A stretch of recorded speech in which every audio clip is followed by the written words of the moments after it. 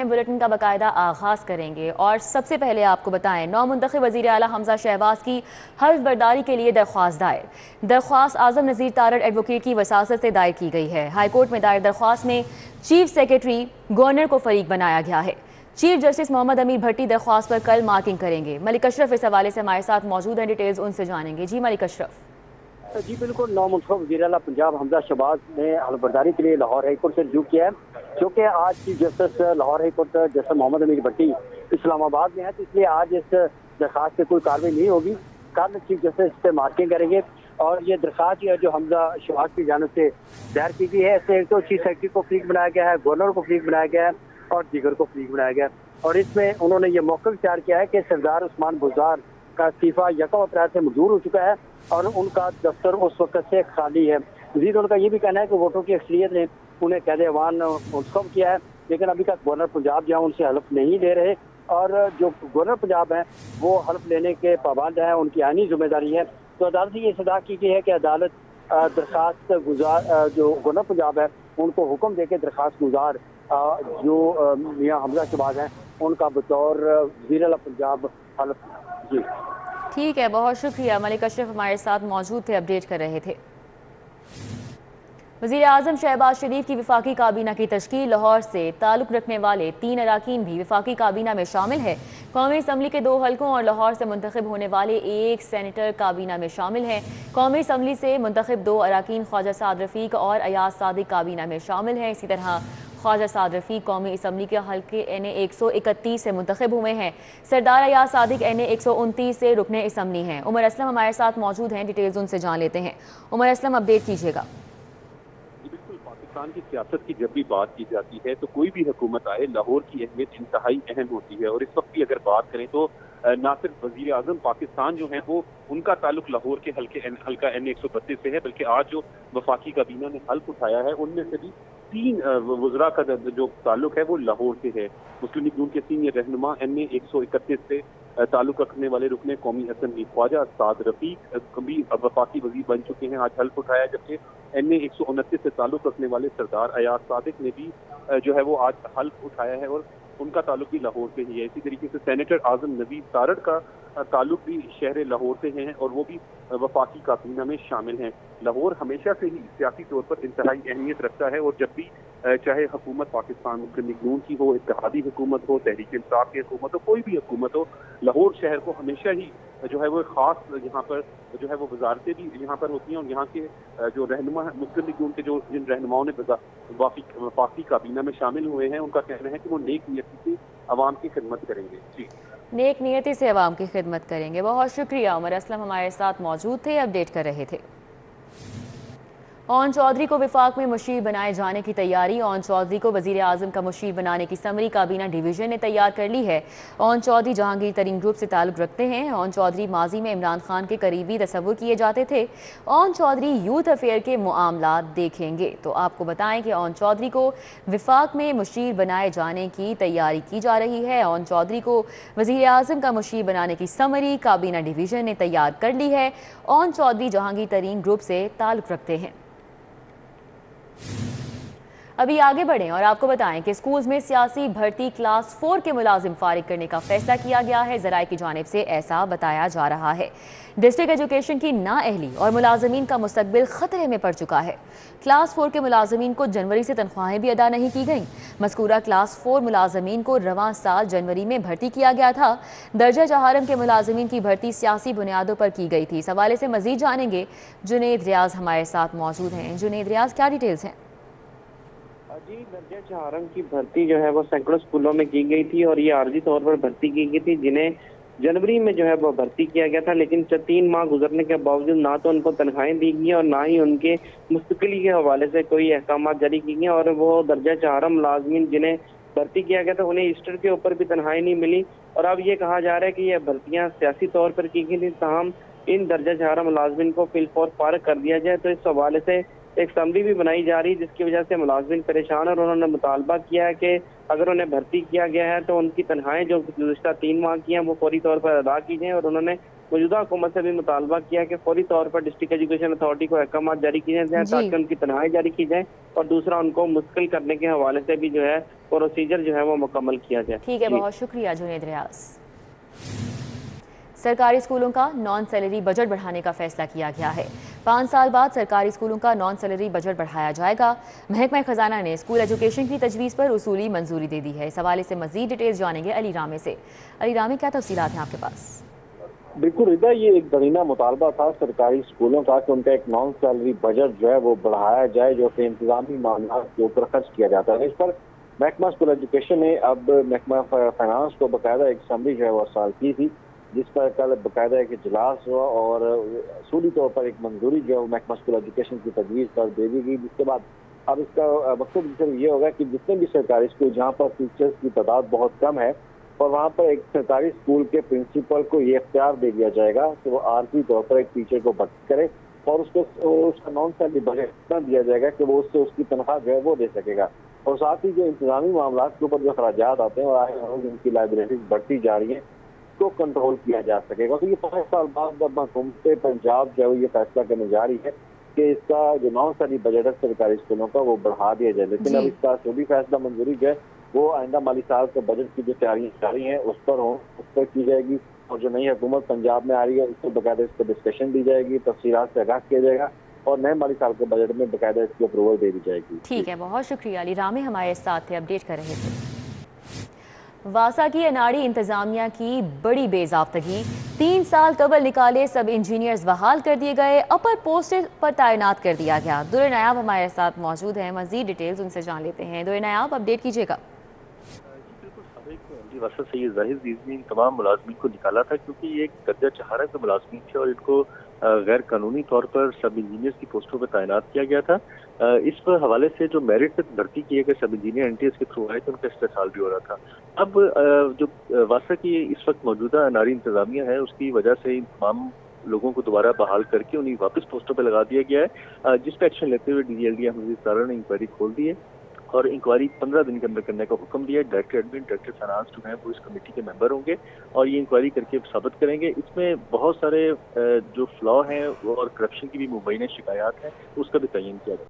بہت شکریہ۔ کہ لاہور کی تحصیل کینٹ میں قبضہ گروپ کی بڑی واردات ہوئی ہے۔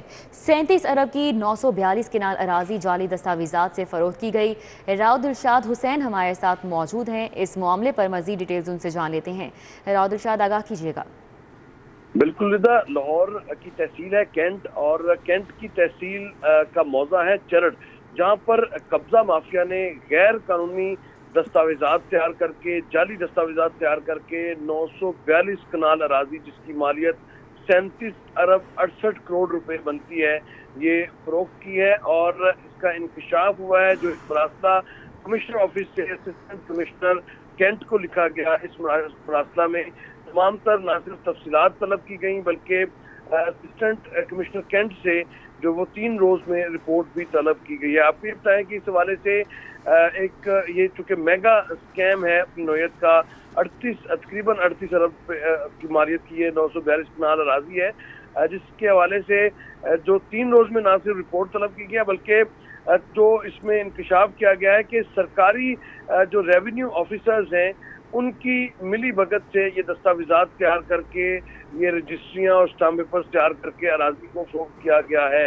اور ان تمام دستاویزات کو بھی جو کمیشن آفس میں نہ صرف جمع کرایا جائے بلکہ ان کرداروں کا بھی جو ہے وہ چھان بین کی جائے جن جو کہ ملوث ہیں اس ساری صورتحال میں۔ تو 3 روز میں رپورٹ جمع کرانا ہوگی، جس کے بعد مزید کارروائی جو ہے وہ آگے بڑھ سکے گی۔ مجموعی طور پر تو یہ 942 کنال اراضی ہے موضع چرڑ کی، اور اس کی مالیت کا جو تعین کیا ہے وہ 37 ارب 68 کروڑ روپے مالیت کی اراضی ہے، جس میں متعلقہ ریونیو آفیسرز کے ملوث ہونے کا انکشاف بھی کیا گیا ہے۔ یوں یہ بڑا اسکینڈل ہے جو سامنے آیا ہے۔ اچھا راؤ دلشاد، تو یہ قبضہ گروپ کون ہے؟ اس حوالے سے کوئی نام ابھی تک سامنے نہیں آئے ہیں، کوئی نشاندہی نہیں کی جا سکی ہے؟ بالکل رضا، اس حوالے سے جو سورس رپورٹ ہے وہ بھجوائی گئی۔ سورس رپورٹ پر یہ تمام تر جو اس کا عمل ہے کارروائی کا یہ شروع کیا گیا ہے، اور زیر سماعت ہے یہ کیس جو اصل مالکان تھے ان کی جانب سے اپلیکیشن کی گئی جس پر مزید چھانبین کی گئی تو اس کا علم ہوا کہ یہ 942 کنال اراضی جعلی دستاویزات بنا کر جو ہے وہ فروخت کی جا چکی ہے۔ جی ٹھیک ہے، بہت شکریہ۔ راؤد ارشاد حسین ہمارے ساتھ موجود تھے اور اپڈیٹ کر رہے تھے۔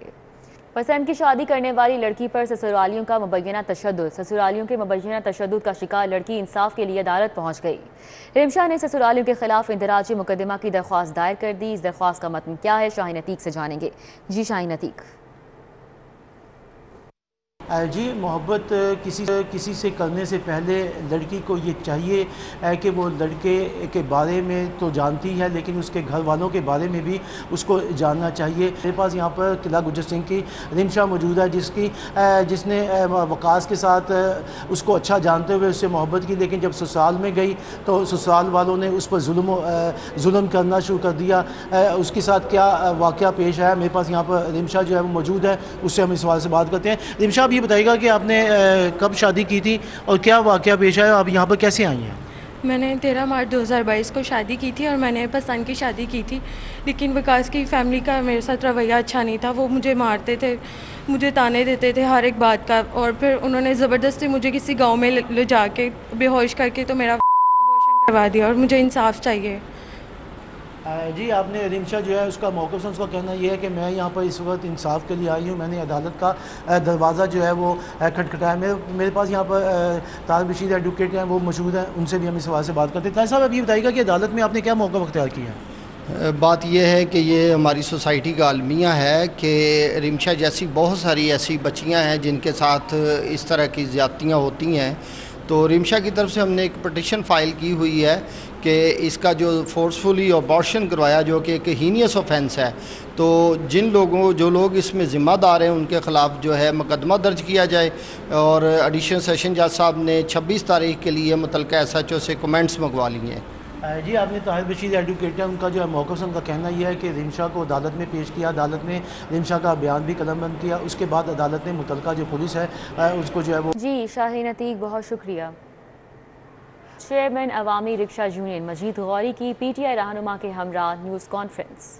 کسی امریکی یا اس کے علاوہ مداخلت ہو یا سازش ہو، اس کو برداشت نہیں کریں گے۔ ہم ایک آزاد ملک ہیں، آزاد قوم ہے، اور گو کہ ہمارا 4 سال احتجاج رہا مہنگائی کے خلاف، مگر پاکستان کی بقا کے لیے ہم عمران خان کے اس بیانیے کی حمایت کرتے ہیں کہ ہم کوئی غلام نہیں کہ جو آپ کو ہو ہم وہ کریں۔ پارٹی تحریک انصاف ہم انشاءاللہ آج رات کو ہم نے 8 بجے اجلاس بھی بلایا ہے، عوامی رکشہ یونین کا، ایمبولنس یونین کا، اپنی مزدہ یونین کا، آپ 7 ٹرانسپورٹر آج رات کو اکٹھے ہو رہے ہیں۔ انشاءاللہ تعالی حماد اظہر صاحب کو، عمران خان صاحب کو صرف اس جدوجہد کے لیے۔ داتا دربار میں اعتکاف بیٹھنے والوں کی فہرست آویزاں کر دی گئی ہے۔ اعتکاف بیٹھنے والوں کی حتمی فہرست احاطہ دربار میں آویزاں کی گئی ہے۔ مجموعی طور پر 1050 افراد داتا دربار میں اعتکاف بیٹھ سکیں گے۔ شاہد ندیم سپرا ہمارے ساتھ موجود ہیں، مزید تفصیلات ان سے جان لیتے ہیں۔ شاہد سپرا، اپڈیٹ کیجیے گا۔ جی بالکل، محکمہ اوقاف و مذہب امور پنجاب کی جانب سے رمضان المبارک کے آخری عشرے میں اعتکاف کروانے کے انتظامات کو حتمی شکل دے دی گئی ہے۔ ہمارے ساتھ مینیجر دربار طاہر مقصود موجود ہیں، ان سے پوچھتے ہیں کہ آیا کہ جو لوگ یہاں پر بیٹھ رہے ہیں ان کے لیے سحری اور افطاری کے کیا انتظامات ہوں گے، اور دیگر تمام جو معاملات ان کو کس طرح دیکھا جائے گا۔ طاہر صاحب، مجھے یہ بتائیے گا، 1000 سے زائد جو لوگ ہیں یہاں پر اعتکاف بیٹھ رہے ہیں، سیکورٹی کلیئرنس کے بعد ان کو بیٹھنے کی اجازت دی جا رہی ہے، کب یہاں پر لوگ آ جائیں گے، کس وقت رپورٹ کریں گے، اور ان کو کس طرح بٹھایا جائے گا یہاں پہ؟ جی بسم اللہ الرحمن الرحیم۔ گزشتہ 2 سال کے بعد ان سال جو ہے نا تقریباً 1100 کے قریب معتکفین اس دفعہ اعتکاف کی سعادت حاصل کر رہے ہیں۔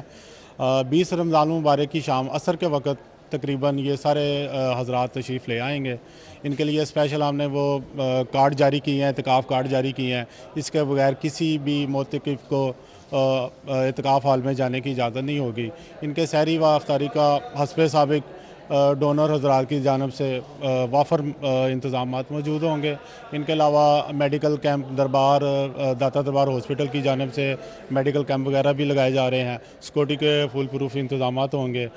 हमारी तरफ से तकरीबन एतकाफ़ के हवाले से तमाम इंतज़ामात मुकम्मल कर लिए गए हैं। जी बहुत शुक्रिया। हमारे साथ मौजूद थे मैनेजर ताहिर मकसूद। जिस तरह उन्होंने बताया है कि जो आने वाले लोग हैं जो एतकाफ़ बैठेंगे उनके सहरी और अफ्तारी के लिए यहाँ पर वाफरी जो इंतज़ाम है उसको किया जाएगा। दूसरी जानिब अगर किसी को तिबी इमदाद की अगर खुदा न खास्ता ज़रूरत होती है तो उसके लिए दाता दरबार हॉस्पिटल का अमला भी यहाँ पर 24 घंटे के लिए तैनात होगा। इसके साथ साथ सिक्योरिटी के हवाले से बात करते उनका ये कहना था चूँकि 1000 के करीब लोग यहाँ बैठेंगे, पुलिस और आफ की जो इंतज़ामिया है उनकी जानिब से सिक्योरिटी के भी सख्त इंतज़ाम। ठीक है, बहुत शुक्रिया। शाहिद नदीम सिपरा हमारे साथ थे, आगाह कर रहे थे। न्यूज़ स्टूडियो से फिल वक्त इतना ही। आप देखते रहिए सिटी 42।